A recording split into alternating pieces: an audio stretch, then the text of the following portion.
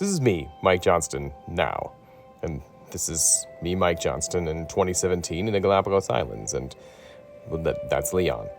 And as incredible as all of this was, I really had no idea what being a Grosvenor Teacher Fellow would mean, what kind of seed it was planting for the rest of my life.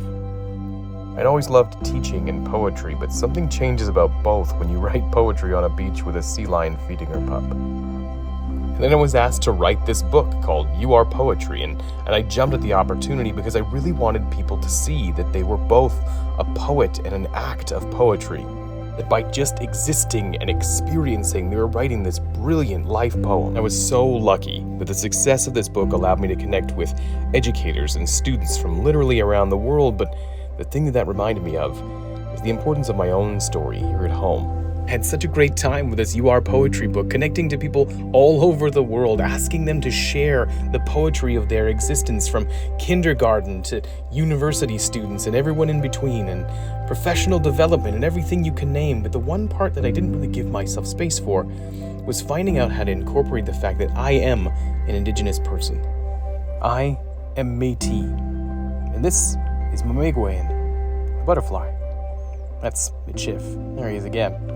That's a language that my grandfather was never allowed to speak. And when he only had a few days left before going back to the Creator, he told me that not embracing that part of himself was part of his biggest regret. So I really wanted to make that part of who I was as an educator and as a human being. So while it's arguable that becoming a Grosvenor Teacher Fellow opened up this amazing opportunity for me to write this amazing book, You Are Poetry, and that was the biggest thing that came out of it, I think the real biggest thing that came out of it was the fact that these days, I'm an Indigenous educator. I'm a land-based educator. I teach about medicines like this. I teach about all the ways to learn from the plants around us and the animals around us. I teach about reciprocity. I teach about truth and reconciliation. I teach about art and music and traditions and ways of doing things that my people were supposed to have forgotten over the years. And now, I think that more students can see who they are in who I am, and accept who they are and who I am, and celebrate who they are and who I am.